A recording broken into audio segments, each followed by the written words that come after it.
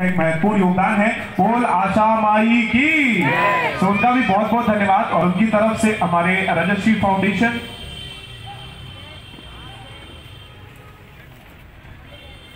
तो आदरणीय धर्मेंद्र सिंह चंदेल जी हमारे बीच में उपस्थित हैं और हुनर कानपुर शहर का भी इस मंच से बोलने वाला है। मैं निवेदन करता हूं, मातृशक्ति यहाँ पर बैठी है, रजतश्री फाउंडेशन के बहुत सारे पदाधिकारी यहाँ पर मौजूद हैं। एक पार्थिव शरीर आता है एक शहीद का आंगन में और मां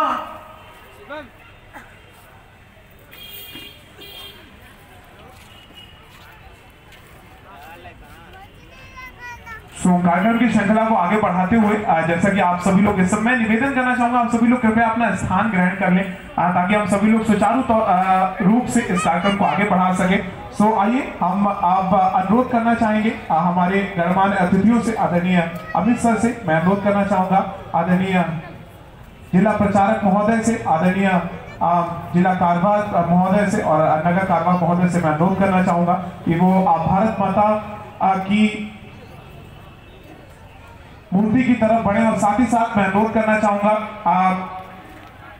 कार्यक्रम आयोजक रजतश्री फाउंडेशन महामंत्री आदरणीय दीप्ति सिंह जी से कि वो भी मंच पर उपस्थित रहे और साथ ही साथ कार्यक्रम संयोजक अतुल भाटिया जी, मैं आपसे भी अनुरोध करना चाहूंगा कि आप अपनी पावन उपस्थिति इस पावन मंच पर दर्ज कराएं और यहाँ पर जिला प्रचारक महोदय अपने कर कमलों से मां भारती के इस चित्र पर पुष्पांजलि अर्पित करके, दीप प्रज्वलित करके उनका आशीर्वाद, उनका प्यार, उनका स्नेह इस शानदार कार्यक्रम के लिए और हमारे सारे सरहद पर जितने भी जवान हैं, जितने भी सैनिक हैं, उनकी सकुशलता के लिए उनका आशीर्वाद, उनका प्यार मां भारती के इस चित्र पर हमारे गणमान्य अतिथि जिला प्रचारक महोदय पुष्पांजलि अर्पित कर उनका आशीर्वाद देते हैं। मैं अनुरोध करना चाहूंगा आदरणीय पूनम दीदी से कि वो भी मंच पर अपनी सहभागिता सुनिश्चित करें और साथ ही साथ मैं अनुरोध करना चाहूंगा सरोज दीदी से कि वो भी मंच पर मां भारती के इस चित्र पर पुष्पांजलि अर्पित करके अपने जीवन में यादगार लम्हों की फहरिस्त को और लंबा करें। तो यहाँ पर आप देख रहे हैं हमारे गणमान्य अतिथि मां भारती के चित्र पर जयंती वर्मा दीदी से भी मैं अनुरोध करूंगा कि मां भारती के इस चित्र के समीप आकर अपने जीवन में यादगार लम्हों की फहरिस्त को और लंबा करें। और साथ ही साथ मैं अनुरोध करना चाहूंगा हम युवा दिलों की धड़कन आदरणीय अरविंद राज त्रिपाठी भैया से कि वो भी मंच पर अपनी पावन उपस्थिति दर्ज कराएं। और साथ ही साथ आदरणीय हम सभी के आदरणीय हमारे बड़े भैया आदरणीय जीत प्रताप सर से भी मैं अनुरोध करना चाहूंगा कि वो अपनी उपस्थिति इस पावन मंच पर दर्ज कराएं और मां भगवती से आशीर्वाद लेकर मां भारती के चित्र पर पुष्पांजलि अर्पित करें। अजय अग्नोत्री आदरणीय अजय अग्नोत्री भैया से मैं अनुरोध करूंगा कि वो भी अपनी उपस्थिति इस पावन मंच पर दर्ज कराएं। गीता निषाद जी पूरे सम्मान के साथ मैं आपको मंच पर आमंत्रित करना चाहूंगा और उसके बाद हम हमारे गणमान्य अतिथि के उद्बोधन की तरफ बढ़ेंगे क्योंकि ये वो चेहरे हैं जिसे हम सभी लोग नौजवान पीढ़ी अपना आदर्श मानती है। आदरणीय मिथिलेश गुप्ता जी से मैं अनुरोध करूंगा कि वो भी अपनी उपस्थिति इस पावन मंच पर दर्ज कराएं। पूरे सम्मान के साथ मैं अनुरोध करना चाहूंगा आदरणीय मनोज सिंगल जी से कि वो भी अपनी उपस्थिति दर्ज करें। नीरू दीदी से भी मैं अनुरोध करूंगा कि मंच पर अपनी पावन उपस्थिति दर्ज करा के मां भगवती मां भारती के इस चित्र पर पुष्पांजलि अर्पित करें और उसके बाद हम सभी लोग जिला प्रचारक महोदय की तरफ बढ़ेंगे जिन्हें युवा पीढ़ी अपना आदर्श मानती है और निश्चित तौर पर उनके एक एक शब्द से हम सभी लोग अपने आप को उत्साहित और गौरवान्वित महसूस करने वाले हैं। सो मैं अनुरोध करना चाहूंगा मनोज सिंह दादा से कि वो भी अपनी उपस्थिति इस मंच पर दर्ज कराएं और देश के पहले सीडीएस विपिन रावत जी और उनकी पत्नी समेत कई वरिष्ठ अफसर की शहादत को अश्रुपूर्ण श्रद्धांजलि पुष्पांजलि अर्पित करें और अपने आप को गौरवान्वित महसूस करें। डॉक्टर प्रियंका जी से मैं अनुरोध करना चाहूंगा कि वो भी अपनी उपस्थिति इस पावन मंच पर दर्ज कराएं और भावपूर्ण श्रद्धांजलि और मां भगवती मां भारती के इस चित्र पर मैं अनुरोध करना चाहूंगा हेल्पिंग हैंड फाउंडेशन से आदरणीय आदित्य पोलार साहब से कि वो भी मंच पर अपनी उपस्थिति दर्ज कराएं और नारायण एडवर्टाइजर्स से हमारे बीच में आदरणीय मोहित शुक्ला जी।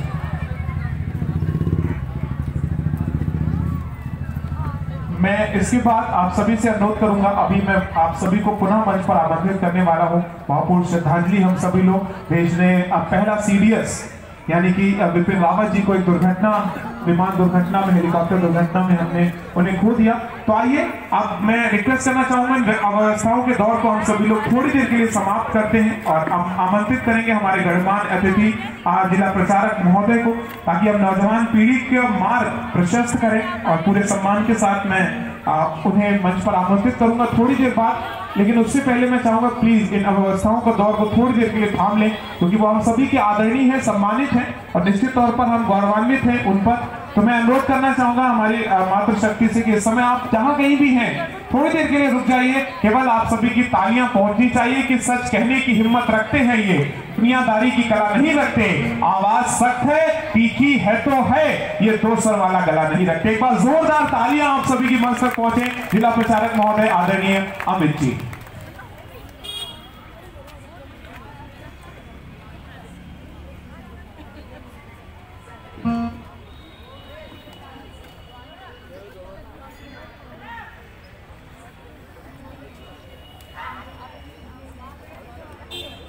धन्यवाद संचालक महोदय।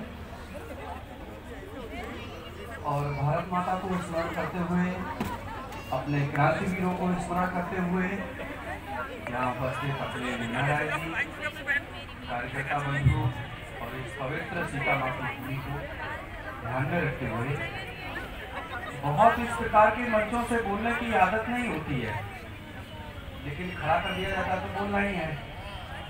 इस नाते से एक छोटी सी बात कहना चाहेंगे। ये जो कार्यक्रम है आज़ादी का अमृत महोत्सव, जिसमें हम यहाँ उपस्थित हुए हैं, आए हैं, महोत्सव तो है ही, लेकिन हमारे लिए दुख की घड़ी है। फेस्टिवल के नाते हम इसको मनाते भी हैं, ठीक है, लेकिन सच पूछो तो ये बहुत बड़ी दुख की घड़ी होती है हम लोगों के लिए, और उसमें अपनी बात कहना उससे भी ज़्यादा कठिन होता है। क्या सपने थे हमारे क्रांतिकारियों के, क्या सोचते थे वो हमारे देश के विषय में, इस संबंध में थोड़ा सा हम 2-4-5 मिनट आपको बताने वाले, क्योंकि 7:30 बजे मेरा एक संगोष्ठी का कार्यक्रम है, जिसमें हमें बहुत विशेष लोगों से मिलना है। हमारे पास सब कुछ होता है, समय नहीं होता, बाध्यता रहती है। इस नाते से बताते हैं, जब देश 1947 में आज़ाद हुआ तो उससे पहले कई बलिदान हमारे देश में हुए थे, और ऐसे कितने बलिदान हैं हमारे ध्यान में आता है। तो मैं लगभग 68 ऐसे बड़े विद्यालयों में जा चुका हूँ इस अमृत महोत्सव में, विगत करीब 18 दिनों में। उनमें से IIT भी है और बहुत सारे विद्यालय। मैंने हर जगह एक प्रश्न पूछा है कि क्या हम में से कोई ये बता सकता है कि कितने क्रांतिकारी ऐसे रहे जिन्होंने देश के लिए बलिदान दिया। तो उन्होंने, किसी व्यक्ति ने भी हमें नंबर ऑफ नहीं बताया। मैंने उनसे पूछा कि क्या आप लगभग में बता सकते हैं कितने क्रांतिकारी हमारे देश के लिए थे। हम आपसे नाम नहीं, विद्यालय है उसमें से एक विद्यार्थी खड़ा हुआ था जिसने दान दिया। हम आज आसानी से बैठे हैं उनकी वजह से। तो 2 प्रकार का बलिदान हम अपने ध्यान में लाते हैं, एक है परोक्ष, एक है अपरोक्ष। हम कैसे मानते हैं? डायरेक्ट और इनडायरेक्ट रूप से हमारे देश में कई लोग गए। डायरेक्ट हम उसको मानते हैं कि अंग्रेजों ने जिनको सीधा फांसी दे दिया, सीधा गोली मार दिया, सीधा लाठी चार्ज करके मार दिया, या कहें कि तोप के मुंह में बांध कर पर कच्चे के रूप में उड़ा दिया। ये बलिदान सीधा बलिदान है, और ये बलिदान है 7,32,780। और अगर हम देखें कि ऐसा बलिदान जो अंग्रेजियों की नीतियों के कारण हमारे देश में हुआ, बहुत सारी पॉलिसी ऐसे लाई, जैसे उन्होंने इरिगेशन में इतना टैक्स लगा दिया, हमारे किसान उसको सींच नहीं पाए, फसल पैदा नहीं हुई, भुखमरी आई और कई किसानों को भूख से मरना पड़ा। वो बलिदान परोक्ष बलिदान है। ऐसे बलिदान को जोड़ते हैं तो वो संख्या बनती है 4,52,00,000। हम ध्यान में लाए कि इतने लोग हमारे देश से चले गए, हमें उनका नंबर भी नहीं मालूम है। तब हमें लगता है कि ऐसे कार्यक्रम की हमको आवश्यकता है, कि हमको ध्यान दिलाना है अपने ही उन देश को जिनके लिए हमारे क्रांतिकारी ने अपना जीवन दिया। कैसा जीवन दिया, बहुत सारे चित्र लगे। 2-3 चित्रों के विषय में बताता हूँ। इनमें से एक चित्र तात्या टोपे का। इसी कानपुर में बहुत गजब के क्रांतिकारी थे और कहते हैं 8 महीने इन्होंने इतनी कुशलता से युद्ध लड़ा है कि अंग्रेज इनको पकड़ नहीं पाए। ऐसा अद्भुत क्रांतिकारी जो हमारे लिए कितना बलिदान उसने दिया है, हम उसे कितना याद रख पाए हैं, उसका एक उदाहरण आपको देते हैं कि उसी तात्या टोले के वंशज इसी कानपुर में प्लेटफॉर्म नंबर 9 के बाहर चाय पीते। हमको सोचना चाहिए कि हमने उनको क्या दिया है। बात फेस्टिवल है, मानना चाहिए, स्वाभाविक है, लेकिन जब हम बहुत गहराई से सोचते हैं तो जिनने हमारे देश के लिए अपने प्राण की आहुति की, हमने उनको क्या दिया? भुखमरी। और जिन लोगों ने इस देश के साथ गद्दारी किया, उनको हमने गति दी। बहुत सारे इतिहास है, आप पढ़िए 1857 की क्रांति, तो ध्यान में आएगा कि मात्र 2-2.5 दिन में हमारे देश के सैनिकों ने इतनी बड़ी क्रांति की थी कि भारत में 51,315 सैनिकों को मारा था। उनकी संख्या बहुत ज्यादा नहीं थी, कहते हैं 51,630 संख्या को रही होगी उनकी, जिनमें से 300 सैनिक इस देश से बचकर भाग पाए थे, बाकी सब अंग्रेजों को उन्होंने यहाँ मार। ऐसा बड़ा मूवमेंट वहां से चलता है, अंग्रेज हार जाते हैं। जो युद्ध हमें 1857 में जीत लेना चाहिए था, तो हम 2 साल बाद हार क्यों गए? और आपको मालूम है, अपना देश 10 मई 1857 से 19 सितंबर 1857 तक स्वतंत्र रहा। ये वो पीरियड था जिसमें किसी का राज नहीं था, 350 दिनों में पूर्ण स्वतंत्रता थी। फिर क्या हुआ? अंग्रेजों ने ऐसा वापसी हमारे देश में कर गए, तो ध्यान में आता है कितना बड़ा गद्दारी का गेम किया गया। अंग्रेजों ने अपनी संसद में एक बहस छेड़ी और ये कहा कि भारत जैसा राज देश अगर हमारे हाथ से निकल जाता है तो दुनिया के 70 देश हमारे पास से छड़ी जाएंगे, इसको हमें वापस कैसे लेना? तो अंग्रेज कह रहे हैं कि चूंकि हमें चीन के साथ जो युद्ध लड़ना था, आपको हमें नहीं लड़ना है, हम वहां से अपने सैनिक अगर वापस ले लेते हैं और भी सारे सैनिक जोड़ लेते हैं तो हमारे पास संख्या बनती है 64,000। और भारत में अभी जो भारत के लोग अंग्रेजी सेना में नौकरी कर रहे थे, उनकी संख्या लगभग 2,60,000 है। भारत का कोई व्यक्ति वहां उनसे जीत नहीं सकता, हम लोग उनसे जीत नहीं सकते, क्योंकि बिल्बल फोर्स नाम का एक उनके यहाँ एमपी खड़े होकर एक बात कहता है कि भारत का एक सैनिक 10 अंग्रेजों को मारता है। हम कहाँ से उनसे जीतने वाले हैं?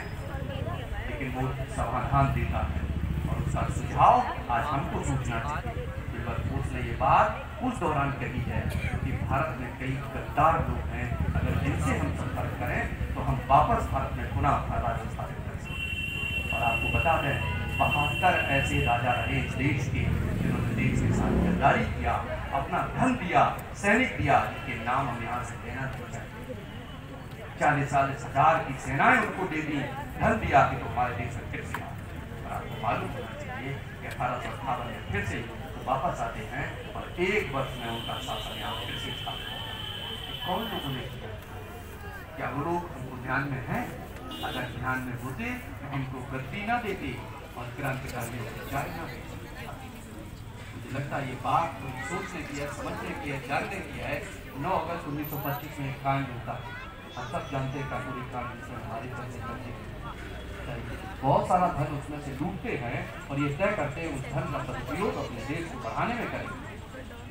उनके माता पिता उनसे मिलने आते हैं, वहाँ बैठे हुए हैं, चूंकि चंद्रशेखर बाजार के लिए नहीं थे, उनके मित्रों ने उनके धन में से थोड़ा पैसा उठा के कुछ खाने की चीजें मंगा के माता पिता को खिला दिया, क्योंकि 3 दिन की यात्रा में उनके माता पिता उनसे मिलने आए। चंद्रशेखर जब वापस आते हैं तो अपने माता पिता से कहते हैं कि ये आप कहाँ से खा रहे हैं, इसके लिए धन कहाँ से आया? तो बताया कि वो जो धन लूटा गया था उसमें से माँ बाप को भोजन करा दिया। तो चंद्रशेखर एक जो बात कहते हैं वो टीच है, समझना चाहिए। वो अपने माता पिता से कहते हैं कि अब की बार मुझसे मिलने मत आना, और अगर आओगे तो हमारे दीवार पर में 2 गोलियाँ हैं तुम्हारे लिए देने के लिए, मैं तुमको भोजन भी नहीं करा सकता, क्योंकि ये धन हमें अपने देश के काम में लगाना है। आप कल्पना करिए ऐसे लोगों के परिवार आज कहाँ हैं। मुझे लगता है बहुत ज़्यादा हमें यहाँ कुछ कहने की आवश्यकता नहीं। आप सब समझदार लोग हैं, सब समझते हैं, सब जानते हैं, लेकिन मेरे हृदय की जो पीड़ा मैंने यहाँ कही है कि ऐसे देश में जहाँ इतने अच्छे लोग रहे हों, वहाँ हमें ऐसे कार्यक्रम करने पड़े कि हमें याद करना पड़े। किसी कानपुर में चुन्नीगंज नाम का चौराहा, हम सब वहाँ से जाते हैं, वहाँ एक प्रतिमा लगी हुई। हमने कभी सोचा ये प्रतिमा किसकी है, ये कौन है? आप सोचो, वो इसी कानपुर का एक क्रांतिकारी है जिसका नाम है गंगू मंडल। 1857 की लड़ाई में उसका क्या योगदान रहा है हमको मालूम है क्या? इस गांव में रहते कानपुर के बगल में एक गांव है अकबरपुरा, जहाँ का रहने वाला था, गजब का पहलवान था। बड़ा हुआ तो शादी हो गई तो जरूरत पड़ी कि कुछ पैसा कमाने, कानपुर में आ गया। कमाई के चक्कर में यहाँ आंदोलन छिड़ा हुआ है 1857। तय करता है कि मैं देश के लिए क्या कर सकता हूँ, मेरे पास तो ना पैसा है ना हमारे पास हथियार। कहता कोई बात नहीं, देश को तो योगदान देना ही है। वो तय करता है कि रोड पर खड़े हो जाएंगे, जो अंग्रेज सैनिक हमको दिखेगा घोड़े पर जाते हुए पटकेंगे उसको और पटक के ही मार डालेंगे, क्योंकि पहलवान है। उसने तय कर लिया और तय किया ही नहीं, उस पर काम किया। कहते हैं 212 ऐसे अंग्रेज सैनिक जो उसने केवल पटक के मार डाले। जब ऐसे गंगू मेहता को उन्होंने पकड़ा तो इसी चौराहे पर खुलेआम उसको फांसी लगी। वो दिन था 8 सितंबर 1858। आप कल्पना करिए क्या हम उस व्यवस्था को याद कर पाए हैं? हम वहाँ से गुजरते हैं, कभी 8 सितंबर को जाके एक फूली उसके चरणों में रख आओ, हमारी पीढ़ी उसको याद करे। कितने ऐसे नाम हैं, इसी कानपुर के ऐसे नाम हैं। अजीजन बाई का पढ़िएगा पूरा सा इतिहास। कैसी महिला मध्य प्रदेश में पैदा होती है, एक क्षत्रिय धनाढ़ परिवार का, पिता का नाम शमशेर सिंह है। मेला देखने जाती है, अंग्रेज वहां से उठा लेते हैं उसको, उठा के उसके साथ सामूहिक बलात्कार करते हैं। और इसी कानपुर में कोई लाठी कोहाल नाम का एक दस्या कर रहा जिसमें बेच देते हैं। उसका पिता वहाँ ढूंढते पागल हो जाता है, उसकी मृत्यु हो जाती है। अजीजन यहाँ नाम कोई मुस्लिम थी जो यहाँ पर दस्या कर रहा है, जिसमें उसको नाम दिया जाता है अजीजन बाई। वो तय करती है कि 1857 में मेरा क्या योगदान हो सकता है। तय करती है 400 महिलाओं की एक टोली बनाती है जो सिर्फ वैश्याएं हैं, और इकट्ठा होकर एक काम करती है कि अपने जो सैनिक लड़ा करते थे, जो क्रांतिकारी लड़ा करते थे, उनके बारूद के गोले भरने का काम करती है। 400 महिलाएं मिलकर रात्रि भर उनका काम करती थी और दिन में जाकर रोटी का काम करती थी, अंग्रेजों की कॉलोनियों में। ऐसी महिला ने कितने लोगों को मारा है।